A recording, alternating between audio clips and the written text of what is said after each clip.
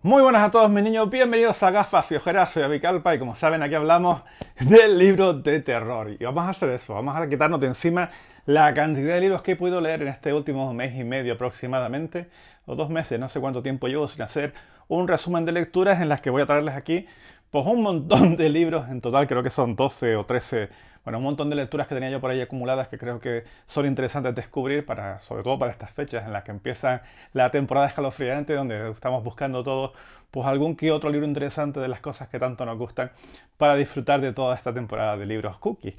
Voy a dejar pendiente lo que serían esas listas que estábamos haciendo de montar la biblioteca, porque creo que para eso siempre tenemos tiempo. Ya había tenido 3 ediciones y todavía nos quedan, creo que, otras 3 más. Pero creo que era un momento perfecto para sacar todas estas, que entre otras hay alguna que otra novedad súper interesante, pero también libros clásicos que creo que pueden hacernos pasar unas fechas de Halloween súper divertidas y siempre centradas en los libros que tanto nos gustan. Así que vamos a hacer el repaso de todas estas lecturas a ver qué es lo que le parece. Empezamos.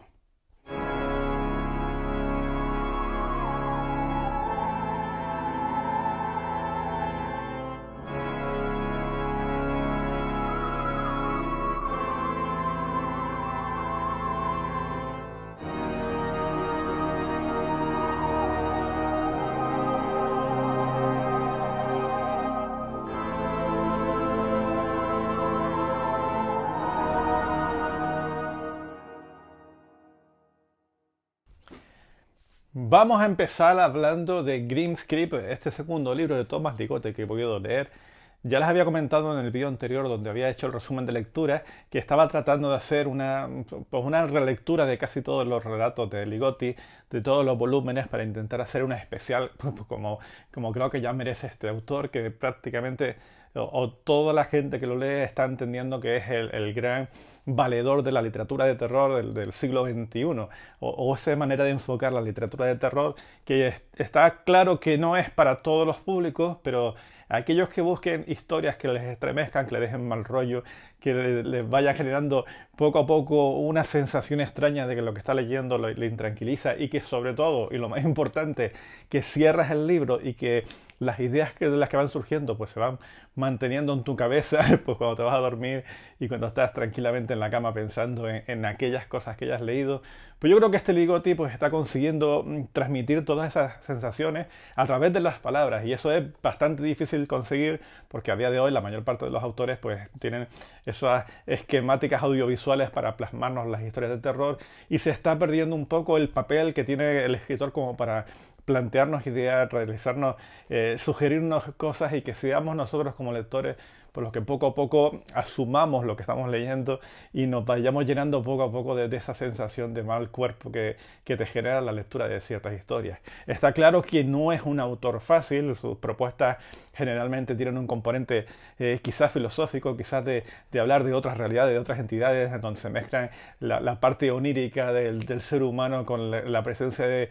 ciertas entidades o criaturas, o vete tú a saber lo que hay más allá de nuestras realidades y que están ahí dispuestas a volver en todo momento o a ocupar nuestro espacio. Por eso se le suele llamar muy bien a Ligotti como que es el heredero de la literatura que nos pudo ofrecer en su momento Lovecraft, puesto que nos está ampliando el margen de los horrores, invadiendo unos terrenos desconocidos y generando pues la misma sensación que consiguió Lovecraft pues cuando diseñó todo aquello del horror cósmico. Aquí Ligotti lo que ha conseguido en sus historias pues es pues crearnos otros mundos que se pueden ser palpables a través de las sensaciones y que hace que tengamos la sensación de que en cualquier momento pues todo se vaya al carajo y algo que está por ahí adormecido pues va a venir para acá y va a arrebatarnos todo lo que consideramos como seguro. Aquí hay un montón de relatos que ya les puedo decir que los disfruté muchísimo más que el anterior, que creo que fue el teatro grotesco, si no recuerdo mal, pero no precisamente porque este sea mejor que el otro, sino porque ya una vez que empiezas a leer muchos relatos de Ligotti, empiezas a asociar ideas, empiezas a entender un poquito por dónde va y ya no te sorprende, sí las historias en sí, pero no la manera que tiene de escribirlas, puesto que ya vas viendo pues esos ambientes malsanos,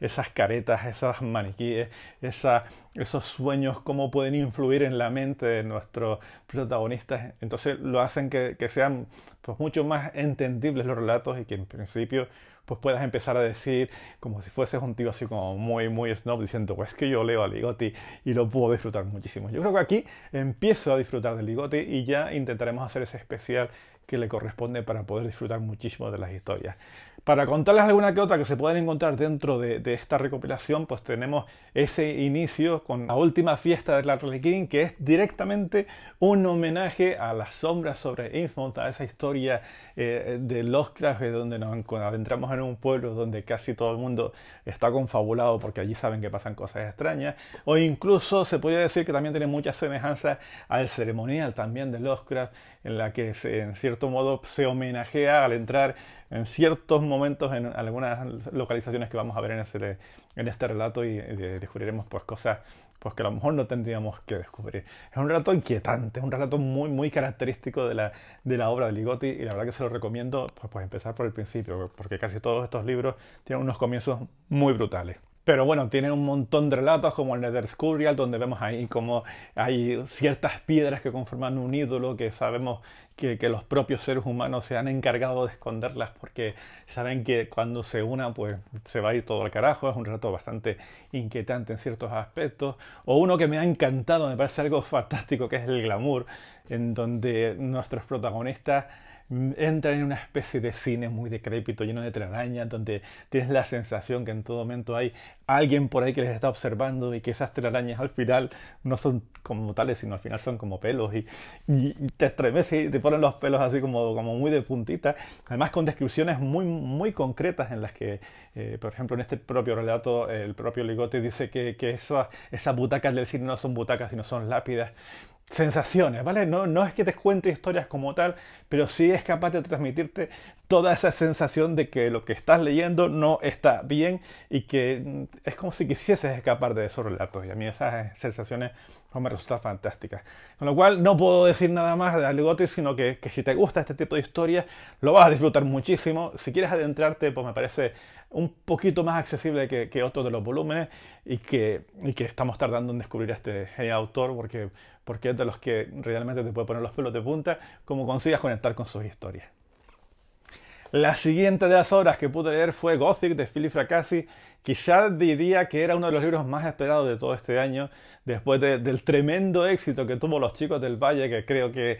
tanto a mí como a casi toda la comunidad de YouTube y de Instagram y de TikTok y de por todos lados, entendimos que Los Chicos del Valle era uno de los libros más terroríficos del año pasado y que por lo tanto la presencia de esta nueva obra pues ya nos tenía todos como con ganas de saber mucho más acerca de la narrativa de Fracassi. ¿Y qué te encuentras en este libro? Pues una historia muy de Fracassi, pero que en todo momento vas leyéndola con la sensación de que no es lo que habíamos visto Los Chicos del Valle. Y esto te puede frustrar en ciertos aspectos. Hay momentos en los que tú tienes la sensación de que se te ha desinflado quizás el autor, pero cuando más le das vueltas a la historia, pues más entiendes que el propósito de este Gothic, esta manera de afrontar la historia,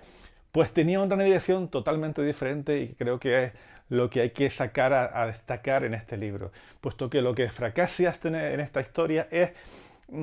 intentar invitarnos a 30 años atrás, 30, 40 años y empezar a leer una historia como si estuviésemos en los años 70, en los años 80 y en esa manera tan específica de narrar terror que teníamos en aquella época. Esto hace que cualquier vejestorio, como puedo ser yo, disfrutemos muchísimo de esta propuesta, porque cuando nos quitamos esa capa de Los Chicos del Valle y nos adentramos dentro de esta historia, pues empezamos a descubrir pues, unas historias muy tremendas, como muy mala leche, con la presencia en este caso, una especie de escritorio maldito que empieza a hacer de las suyas en la cabeza del escritor, que en este caso, ¿cuántas historias hemos leído en donde un escritor es el que empieza a actuar de manera diferente según lo que le está ocurriendo? Y aquí pues vamos viendo poco a poco que ese escritorio pues empieza a demandar su dosis de sangre y va a hacer todo lo posible pues, por cumplir y saciar todo su apetito. Y eso está muy guay, porque sobre todo tenemos en cuenta que la manera que tiene de narrar el Philip Fracassi no es nada condescendiente con sus protagonistas y pueden llevarte a situaciones bastante incómodas de leer y que por supuesto son tremendamente disfrutables. ¿Qué pasa con esto? Pues que nos encontramos con un libro puro de los años 70, del 80, un homenaje a la literatura de terror de la época, y solamente por eso hace que merezca la pena dar una oportunidad a Gothic, siempre bajo el prisma de tratar de olvidar que esto no es Los Chicos del Valle, sino que es otra propuesta de una narrativa bastante interesante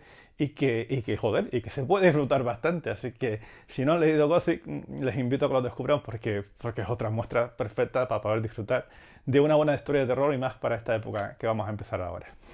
Más clásico y más maravilloso, si se puede llamar, esto ya siempre depende de gusto. Rosa Mulholland, con estas historias extrañas, pues nos presentan esas historias de fantasmas de principios de siglo, en donde el componente sobrenatural interactúa en todo momento con los personajes para enviarles un mensaje, para hablar con ellos, para tratar de evitar ciertos peligros, o para tratar de mandar todo lo contrario, reclamar lo que es suyo. Historias de fantasmas de las de toda la vida, de las que te sientas a la luz de novela y a disfrutarlas y a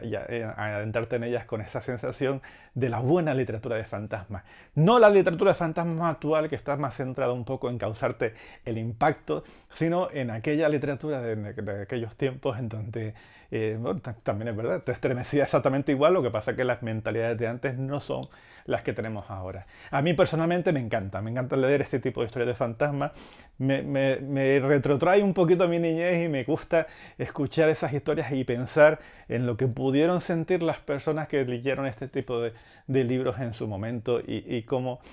con historias sencillas, bien desarrolladas, con bastante cuidado con el desarrollo de los personajes, pues pueden hacer que los lectores se estremecieran, pues al modo que se estremecieran en su momento. A mí me ha gustado, me ha parecido que pueden ser bastante aterradoras en cierto modo, pero teniendo pues ese sesgo de los 100 años que pueden haber en estos libros. Nos vamos a encontrar historias bastante sencillitas. La primera de ellas, por ejemplo, es la de un órgano que está sonando continuamente y que parece que lleva una maldición incorporada, y que a pesar de que tratan de no tocarlo, pues en todo momento va sonando esa música, y vas viendo cómo se va poseyendo algunos de los personajes que van acudiendo a esa historia. Esa me gustó muchísimo, pero también, por ejemplo, hay una historia de amor, de un amor eterno, en donde los personajes se juran que van a estar siempre juntos, y fallece uno de ellos y 30 años más tarde pues vuelve a aparecer, y todo eso lo que genera es el entusiasmo por una parte de nuestro protagonista que recuerda la promesa que le hizo a su pareja y cómo la vuelve a encontrar, y cómo el resto de los personajes ahí pues le empiezan a decirle que está loco, que es imposible que ella regrese después de tanto tiempo, y todos esos componentes. Otro relato que es fantástico, donde nos encontramos a una casa encantada con su propio fantasmita, que tiene una serie de revelaciones acerca de la escritura de una casa donde le pertenecen a cierta persona, y como hasta que no regresen todas esas pertenencias a la persona a la que le corresponde, pues no va a poder descansar en paz, con un relato bastante estremecedor. Son ese tipo de historias así como muy cotidianas, en cierto modo sencillas para todos los públicos, pero que a mí personalmente me han sorprendido. Me ha gustado muchísimo esta recuperación de Rosa Mulholland. La verdad que Carfax, como siempre, trayéndonos las escritoras victorianas, pues es totalmente disfrutable. Y claro, como yo voy de contraste en contraste, resulta que después de meterme con estas historias así como muy sencillitas, me dio por leer, por fin, después de tanto tiempo, una obra tan interesante, y para no todos los públicos, que es esta Idil, de Elio Quiroga. Todo lo que dije del libro anterior, pues esto pues es lo contrario. Aquí nos encontramos un libro muy visceral, una cosa para públicos muy selectos que quieran ver pues todo tipo de atrocidades que te puedas imaginar, desarrollándose una tras otra, con capítulos que son realmente complejos de leer y que requieren un cierto aguante por parte de los lectores. ¿Se acuerdan el vídeo que hice de Big Head y todo lo que supuso aquella historia extrema en todos los aspectos? Pues aquí tenemos una muestra muy parecida. Lo que pasa es que en el libro de Big Head lo que nos encontrábamos era pura diversión, desenfreno, y tratar de divertirse con esas propuestas tan pues locas, ¿vale? Tostos locas. Sin embargo, aquí lo que nos cuenta Elio Quiroga es una historia, una crítica, como suele hacer él en cada una de sus novelas, una crítica a la sociedad, a la religión, a las autoridades, al poder, a lo que serían las comunidades de vecinos, a la propia institución de la familia. Todo eso, pues él aprovecha un libro que es bastante extenso. Estamos hablando de prácticamente 500 páginas dedicadas única y exclusivamente a narrarnos la belleza del sueño americano, ese pueblo idílico que da nombre a esta historia, y a desconstruirlo poco a poco de la manera más cruel, violenta, desagradable, en donde nos vamos a encontrar pues prácticamente todas esas cosas que ustedes pueden imaginar y que a algunos les va a gustar y a otros les va a resultar absolutamente repulsivo. Estamos hablando de todo tipo de crímenes, de asesinatos, de violaciones, de incestos, de coprofagia, de curas locos, de prácticamente todas esas cosas que te pueden venir a la cabeza,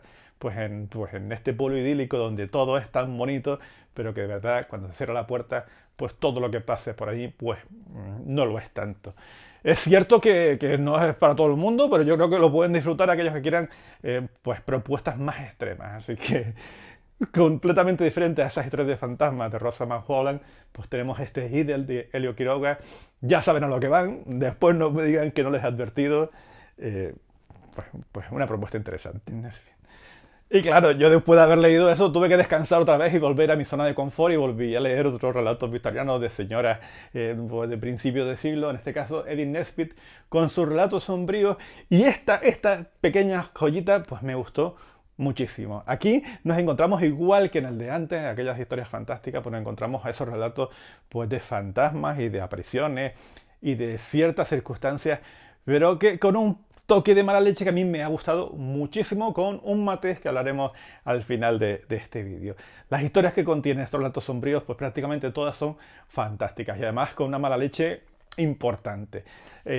Por poner algún ejemplo, pues nos encontramos a un señor que está huyendo de unos malhechores, de estos que suelen aparecer en las novelas victorianas. Este hombre pues está huyendo y al final decide encerrarse dentro de una casa donde hay un viejecito por allí que le echa una mano, y al final todo sale pues como no tiene que salir, y se enfrenta a una pesadilla absolutamente horrible y delirante que realmente te pone los pelos de punta. A mí me los puso. Tuve la sensación de que qué me hubiese pasado a mí si me encuentro dentro de esas circunstancias con esos científicos locos que están ahí dispuestos a todos para meterte en un aprieto. No lo sé, en relatos como ese donde te puedes ver encerrado con una persona que está como una absoluta cabra y que no tengas escapatoria, a mí me suelen gustar mucho. ¿Cuál es el fallo que le veo a este relato sombrío? Por ponerle algún fallo,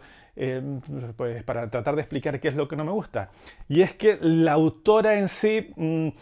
pudiendo completar las historias, haciéndolas redondear y explotar, y que yo estuviese aquí diciéndoles a ustedes que no se pierdan este libro, al final siempre cuida un poquito a sus personajes y lo lleva un poquito a decirle, bueno, pues tampoco era para tanto, porque si no hubiera sido la leche. Por poner un ejemplo, aquí hay un relato donde un personaje pues termina con el aumento de todas sus facultades sensoriales. Escucha más que nunca, puede ver mejor que nunca, huele, tiene sentimiento, tiene absolutamente todos los sentidos desarrollados, pero acaba pues enterrado prácticamente, está en su cripta, en su morgue por ahí, y creo que esa sensación de no poder levantarte, de tener que estar percibiendo todo a tu alrededor, pues podía dar para un relato que fuese absolutamente demoledor, y sin embargo la autora no termina por atreverse a llevárselo hasta las últimas consecuencias, y tiene pues que en un momento dado pues aparezca alguien para salvar la situación, o buscar algún motivo que diga pues no me he pasado tanto. Quizás porque ella es escritora de libros infantiles y en cierto momento pues habrá pensado, coño, a ver si los niños míos van a leer esto y se van a llevar unos sustos para toda la vida. Si no fuera por eso sería la leche. A mí este libro me ha gustado muchísimo, y la verdad que se lo recomiendo porque la verdad que me quedé con ganas de más, porque cada una de las historias merece mucho la pena. Estos relatos sombríos de Edith Nesbit pues me pareció todo un acierto dentro del catálogo de la Biblioteca de Carfax. No se lo pierdan. Carlton Merlich III, Orsini, literatura bizarra. Por fin pude leer La casa de las arenas movedizas. Y señores,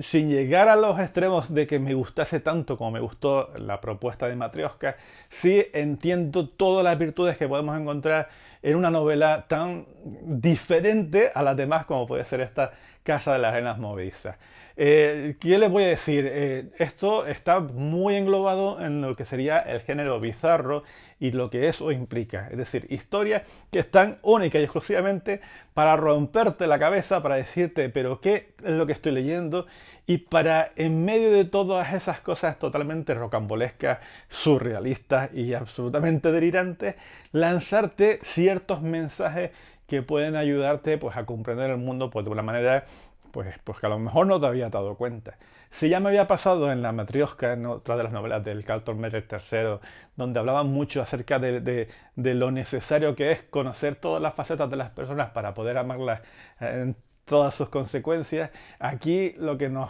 trata Carlton en esta novela pues es un poco la infancia y sobre todo los miedos que se generan en la infancia, puesto que los protagonistas de esta historia pues son dos niños muy peculiares, sobre todo la hermana que tiene cuernitos. Dos niños muy peculiares que se ven, están en una guardería esperando a todo momento que aparezcan sus padres, pero que tienen un cierto temor a que se apaguen las luces, puesto que hay criaturitas por ahí rondándoles que están dispuestas a hacer todo lo posible por comérselos prácticamente. Eso puede parecer un relato o un libro de terror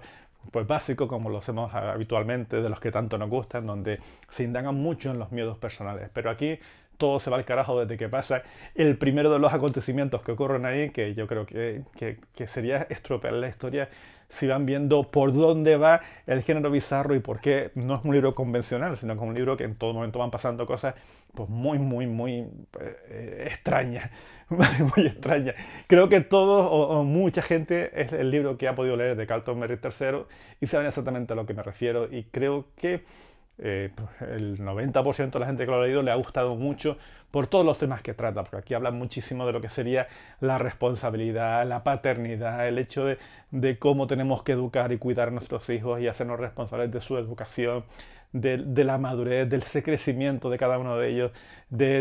pues incluso hasta la adolescencia y las primeras menstruaciones de los personajes y cómo tienen que afrontarlo y cómo supone una revolución hormonal que les hace cambiar por completo de su comportamiento. Trata muchísimos temas y cada uno de ellos los hace de una manera muy única a la hora de afrontarlos y que yo creo que es maravilloso. Al principio te puede chocar, puedes estar leyéndolo y puedes pensar que no es para ti el libro, pero como entres y digas directamente voy a disfrutar de la propuesta sin tratar de explicar todas las cosas que tienen dentro de este libro, creo que lo van a disfrutar muchísimo. Me ha parecido fantástico, quiero leer más de este hombre y cualquiera de sus propuestas creo que me merece la pena descubrirlo. La Casa de Arenas Movedizas. Llega una nueva editorial, podemos enorgullecernos de tener más propuestas, bueno, enorgullecernos, o al final maldecir a todos estos que cada vez sacan más propuestas y al final todo esto recaba en nuestro bolsillo porque no paramos de comprar cositas. Pero yo me alegro que siempre hayan estas editoriales que puedan traernos estas propuestas.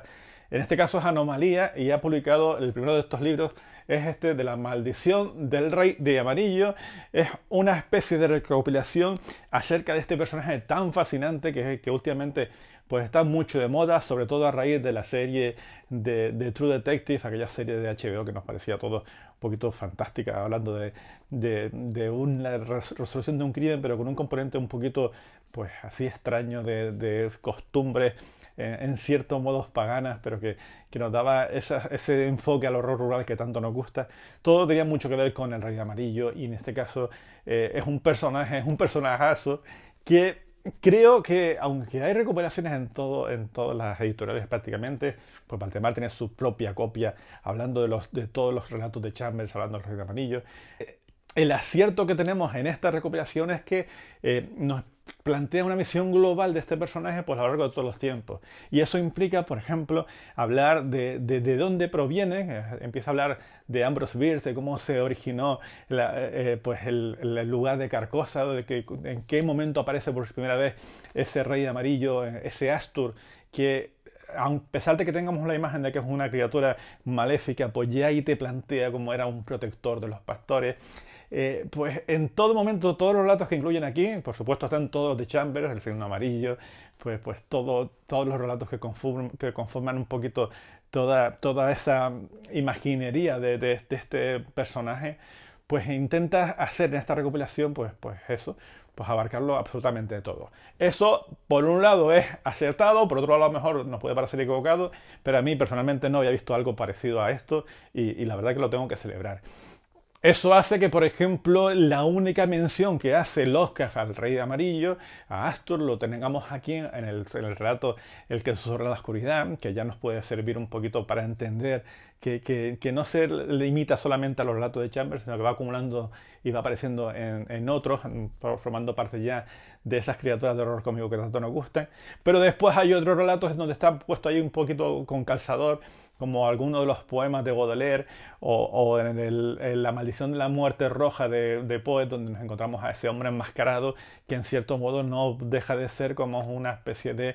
homenaje o una especie de sucesión a este Rey de Amarillo con su máscara y con sus historias. También tenemos a Charlotte Perkins con el papel pintado de amarillo. Es que al final, ya solamente por esos relatos que contienen la recopilación, pues te merece la pena descubrir esta editorial y ver ese recorrido que hace a lo largo de todos los tiempos para entender la figura de este personaje tan importante pues, en la literatura, en el horror cósmico y en todo lo que eso implica. Sí echamos en falta un poco la actualización de estos relatos, pero yo me imagino que la editorial pues no tendría los derechos para comprar pues, los relatos más actuales. Estoy convencido que la recuperación es fantástica. A mí personalmente me lo ha parecido, lo he disfrutado como un enano y que aunque haya leído muchos de los relatos, pues hace que lo puedas disfrutar y puedas entender un poquito la concepción de este personaje, de Astur, de este Rey de Amarillo y de todo lo que implica en la literatura de terror. Así que es fantástica esta propuesta. De Ediciones El Transbordador pude leer La Curación, este libro de Miguel Córdoba, en este caso está con un prólogo de Darío Vilas, que es uno de esos libros que no tengo muy claro si me fascinó a lo bestia o si me decepcionó en ciertos aspectos, porque es un libro que trata muchísimos temas y que es bastante complejo. Sí, sé que es una experiencia interesante de leer, porque lo que nos plantea aquí es la presencia o una especie de reflexión acerca de si estamos destinados a algo en nuestra vida, si existe o no existe Dios, si podemos hacer algo para cambiarlo, si tenemos nuestro destino ahí desarrollado en todo momento. Todas esas cosas están súper interesantes, pero creo que no son los que hacen que este libro sea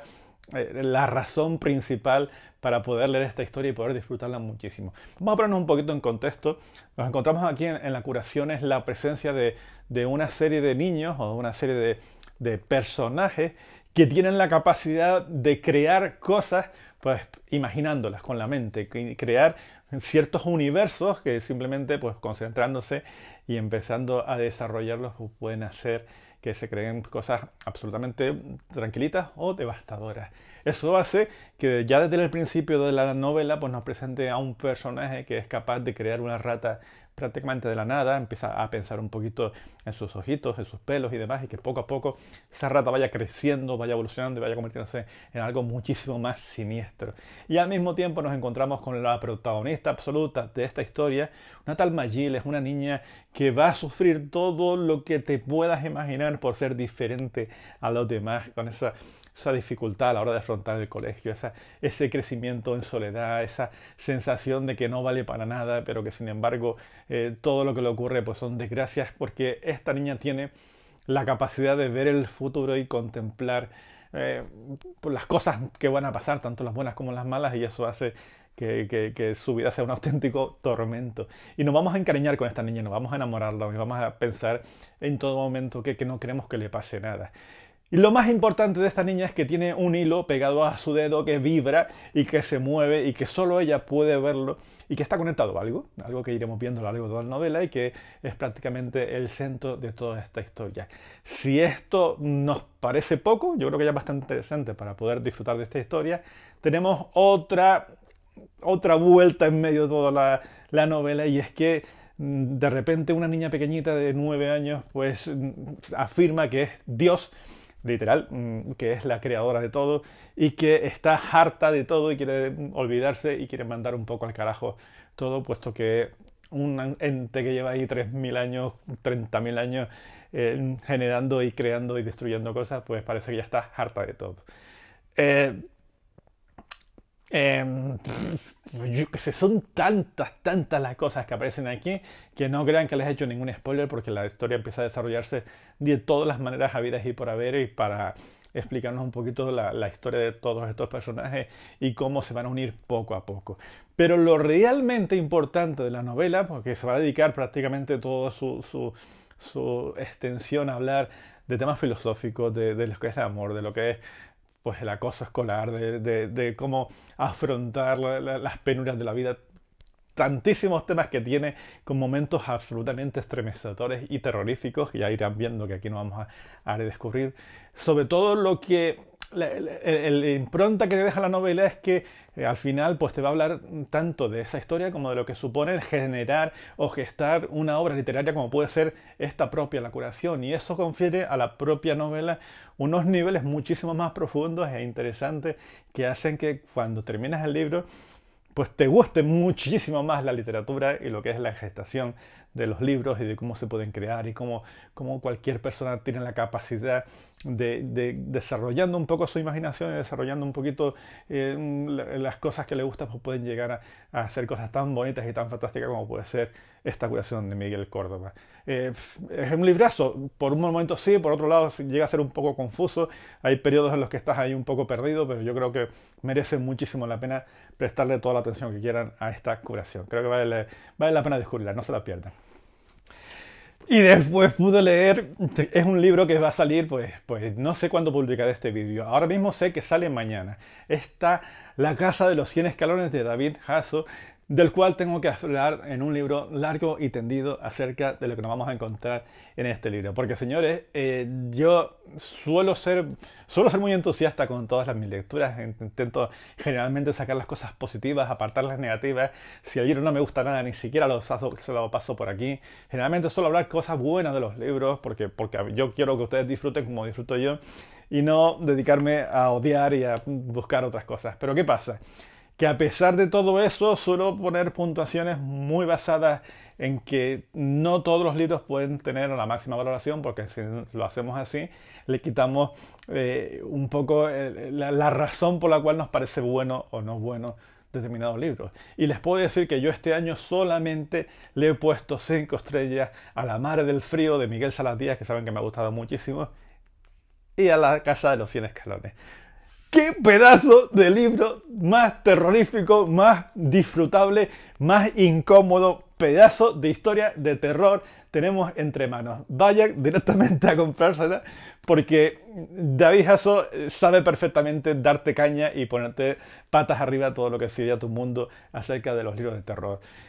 Tengo que hablar un montón de este libro, pero les puedo decir que es un libro incómodo en ciertos aspectos, que trata de casi el tema principal de esta novela, o por lo menos una de las cosas que más se habla es acerca del suicidio. Eso les puede incomodar según lo estés leyendo, porque ya van a ir viendo cómo los personajes interactúan con esa sensación, cómo la rodean, cómo la efectúan en ciertos momentos y cómo todo tiene sentido dentro de esta historia, en donde al final nos encontramos con una historia de casas encantadas, donde hay cositas por ahí y que no quiero hablar demasiado porque quiero darle tiempo a ustedes a que lo compren, lo disfruten y que empiecen a tener las mismas sensaciones que yo tuve al leer este libro. A mí de David Hasso no había leído demasiado, había leído Disforia y me parecía bien, pero esto ha convertido a este escritor en como un imprescindible. Quiero leer todo lo que tengo de este hombre porque lo he pasado como un enano y porque me parece un libro terrorífico, muy terrorífico, con cosas que tiene. Y además tiene esa capacidad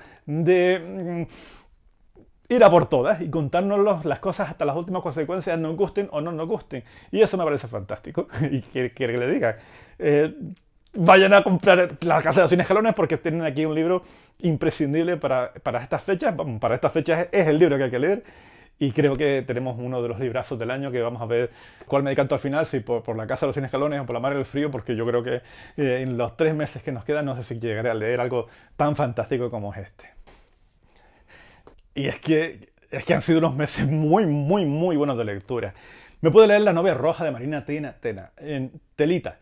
Telita. Aquí lo que vamos a encontrar es una especie de nueva versión, un retelling de lo que sería la historia de Barba Azul. Ya la conocemos, esta chica que se va allí, se casa con quien no bebe y que tiene un cuarto ahí como muy chungo donde pueden pasar cosas. muy morbosas detrás de esas puertas y que en ningún momento tiene que cruzarla porque la tiene prohibida, la tiene vedada y sabe perfectamente cruzar esa puerta significa entrar en lugares que están prácticamente prohibidos. Eso es lo que nos vamos a encontrar aquí, pero está escrito por Marina Tena Tena. No sé si han tenido ustedes la fortuna de haber leído a esta mujer en algún momento. Cualquiera de sus libros son auténtica poesía escrita. Y es de esas historias que ya lo comentaba con mi pareja en su momento, es que no podías parar de leerla en alto porque era párrafo tras párrafo la perfección hecha prosa. Tú te ponías a leer todo este libro y decías, joder, pero ¿por qué escribe tan bonito a pesar de que sea lo que va a contarte, a pesar de que no me está descubriendo nada nuevo, pero sin embargo es precioso todo lo que escribe. Y encima tiene esa capacidad de encontrar las palabras adecuadas para, en este caso, en un libro como este, llenarlo de sensualidad, de erotismo, que en ciertos momentos llegaba a provocar algún cosquilleo en tu cuerpo, y al mismo tiempo el estremecimiento absoluto acerca de lo que estabas leyendo, puesto que no se corta ni un pelo a la hora de mostrarte secuencias violentas cuando tiene que hacerlo. Todo eso está muy guay y hace que este libro ya solamente, ya puede estar hablando de la reproducción del escarabajo pelotero en Angola, de cualquier cosa de estas, ya estaría justificado leer a Marina Tena, pero es que cuando llegas aquí y te plantea ese desenlace acerca de esta novia roja y te explota todo por los aires, pues ya empiezas diciendo, perdóneme, ¿qué me está contando? ¿Qué cosa más maravillosa? Es otro libro fundamental que me ha hecho pasarlo muy bien y que también se lo recomiendo, sobre todo si hasta ahora no han leído nada de Marina Tena, que ella combina muchos géneros, empieza a tratar pues cualquiera de las vertientes de la literatura, pero este es puro terror y a pesar de que no parezca que están pasando cosas, al final pasan muchas cosas y muchas cosas muy bonitas y todo lo que pasa pues, te hace aplaudir y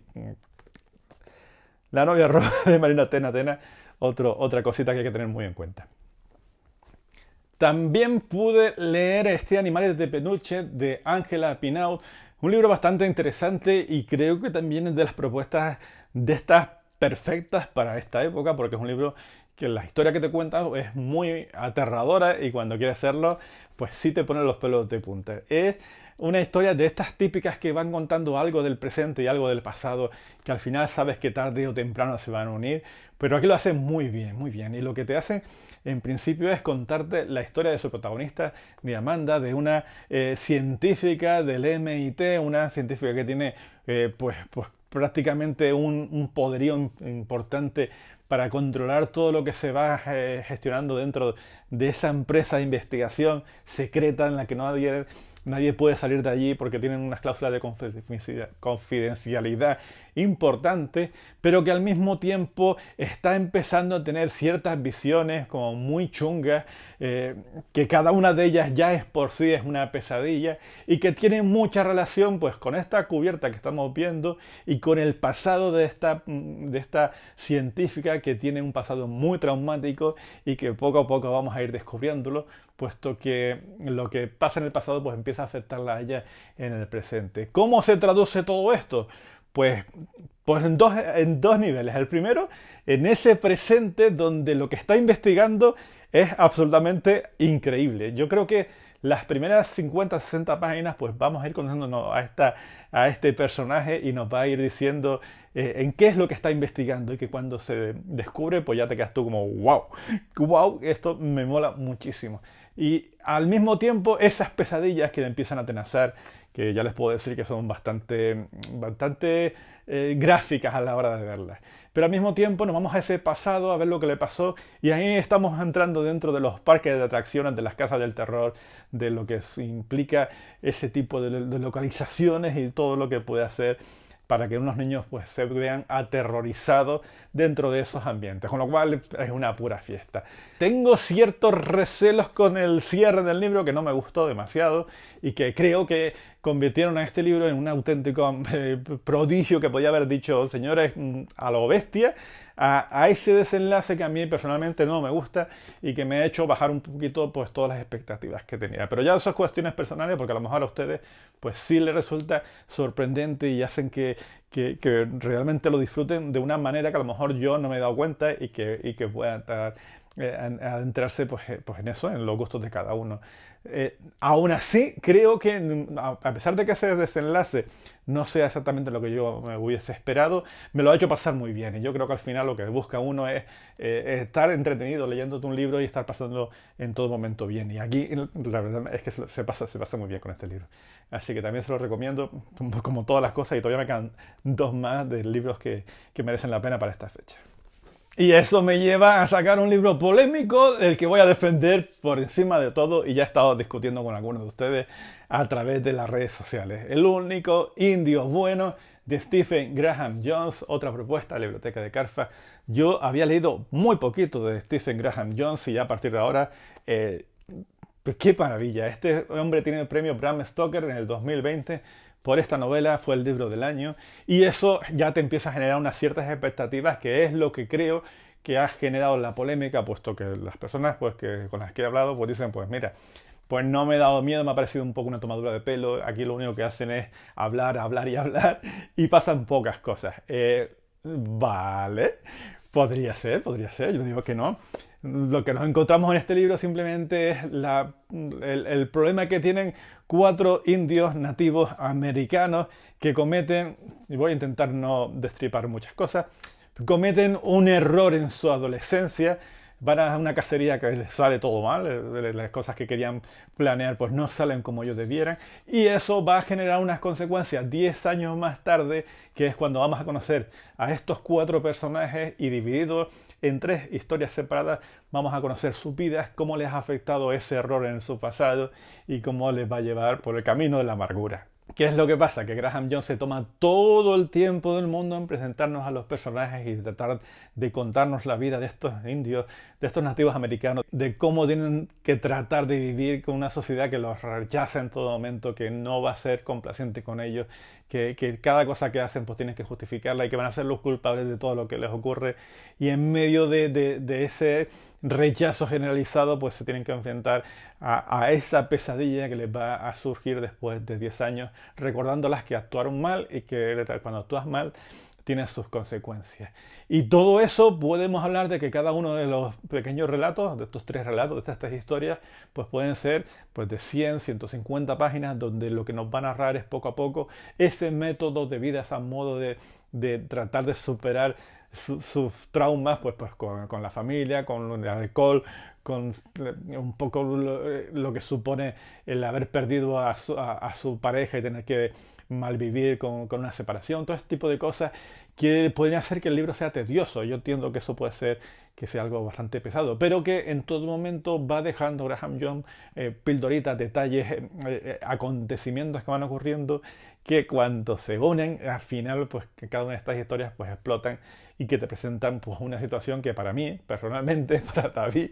me parecieron totalmente aterradoras, porque lo que aparece ahí, cuando aparece lo que tiene que aparecer y ves que cada uno de los detalles pues estaba ahí por algo, pues hace que tú ya digas, la leche, no me esperaba esto, y no puedes más que aplaudir ante esa habilidad que tiene Graham Jones para contarnos una historia de terror con todo el tiempo del mundo y con esa capacidad para que cuando tiene que explotar, explote.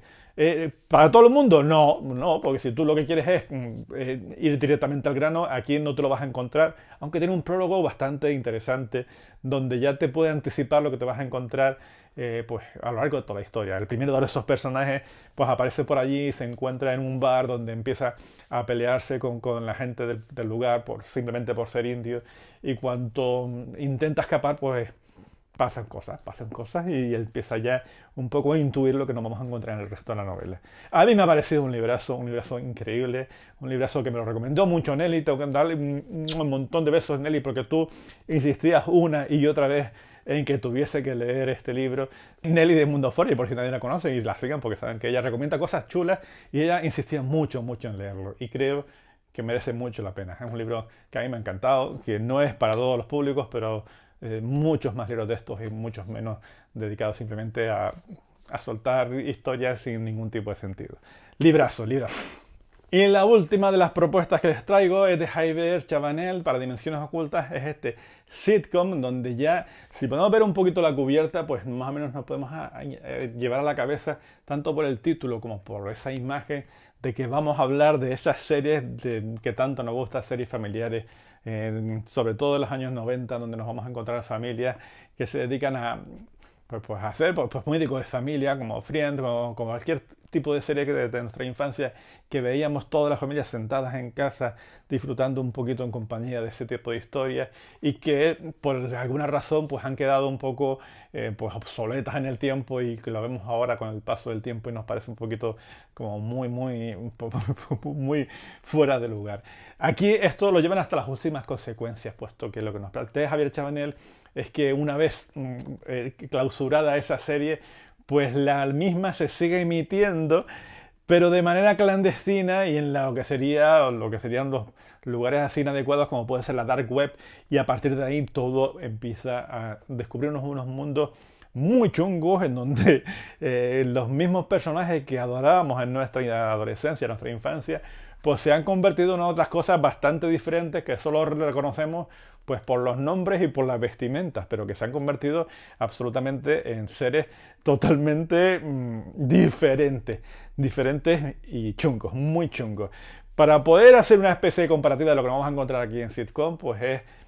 médico de familia mezclado con La Matanza de Texas, en cuanto a que esa familia se va convirtiendo poco a poco en algo que no es nada lo que parece. Y sí, se toma mucho tiempo también en plantearnos una situación en donde lo único que te apetece es darle una torta a la protagonista, porque sabes perfectamente que lo que está haciendo le va a llevar sí o sí a meterse en un jaleo que te lo está contando desde que empieza el libro, pero ¿qué es lo que tú quieres leer? Es decir, cuando al final tú llegas, dices, venga, mete la pata, que queremos ver lo que queremos ver. Y todo eso sería en el último tercio de la historia, donde ya explota todo. A partir de allí, señores, pues vamos a encontrarnos unos delirios que ya Cliff Baker creo que estaba leyendo esto mientras estaba fumando en su pipa y descubriendo que por qué a él no se le habían ocurrido esta suerte de cenobitas extraños que están allí dispuestos pues a imaginarse cosas muy locas, y que además no, es que son cosas que no se cuentan porque creo que se disfrutan cuando empiezas a leerlas por ahí. Sí es cierto que temas que tratan por allí son muy violentos, hay momentos incómodos, hay gente que come gente, hay un montón de cosas así, que eso pues habrá gente que le guste, gente que no. Es un libro de dimensiones ocultas, ya saben que generalmente ellos son los que publican las cosas que no se atreve a publicar el resto de la gente. Y creo que a eso vamos, por eso digo que la primera parte del libro, pues tú estás deseando, primero, que quitar de en medio a todos los personajes porque son insoportables, pero que tú lo que quieres es el cancaneo que aparece al final de la novela. ¿Que llega a ser lo que tú esperabas? Pues bueno, yo hubiera ido un poquito más allá, pero sí es cierto que tiene algunas imágenes que son auténticamente delirantes y que hacen que te guste. Si a todo eso le añadimos una crítica social importante a todo el mundo de los medios de comunicación y a cómo funcionan y a cómo la sociedad en sí pues no hace más que centrarse en lo que está viendo en la tele y sin importar las consecuencias de aquello que estamos viendo, pues bueno, pues hace un cóctel bastante interesante que creo que hace que la lectura de este sitcom, que lo leí prácticamente en 2 días, pues merezca mucho la pena. Así que otra propuesta de lo más interesante y pura fiesta para las fechas ahora de Halloween. Y creo que eso es todo. Yo creo, no sé si he sacado 12 libros, son bastantes los que tenía por ahí acumulado. Creo que hay un montón de historias por aquí, desde las más clásicas a las más gamberras, a las más violentas, a los auténticos libros que son maravillas escritas. Lo de Marina Atena es una cosa de loco. Lo de David Jasso para mí va a ser uno de los grandes libros de terror del año. Estamos al día 14, va a salir el día 16. Yo espero que ya puedan tener un poco la explicación a las cosas tan bonitas que se van a encontrar en ese libro, porque creo realmente que es uno de los librazos del año. Espero que les haya gustado las propuestas y que hayan disfrutado tanto como yo de redescubrirlas y de hablar un poquito de ellas. Ya saben, aprovechen los comentarios para hablar de ellos sin hacer demasiados destripes, que ya de eso creo que es innecesario estar hablando demasiado. Si les ha gustado el vídeo, como siempre, pues aprovechen ahí, denle a ese botoncito o suscríbanse si no lo están hechos, porque la verdad que nos ayudan muchísimo. Sobre todo a mí me ayuda muchísimo, o al menos me hace sentir muy bien que aparezcan todo tipo de comentarios por los que puedo interactuar con ustedes y hablar un poco de estas cosas que nos gustan y generar la comunidad, que al fin y al cabo es lo que queremos hacer, hablar de las cosas como si ustedes fueran pues, parte de los conocidos que nos encontramos cada 2 por 3 y hablar de este tipo de libros. Yo creo que poco más. Les agradezco muchísimo que hayan llegado hasta aquí. Como siempre, son bienvenidos a Gafas y Ojeras, que este es el canal dedicado a hablar de libros de terror, que me encanta hablar de este tipo de propuestas y que creo que merece muchísimo, muchísimo la pena porque me lo hace pasar genial. Y si yo lo paso genial, pues me encantaría que ustedes también lo pasarán igual. Nos veremos en el siguiente vídeo. Esto es Gafas y Ojeras y hasta la siguiente propuesta.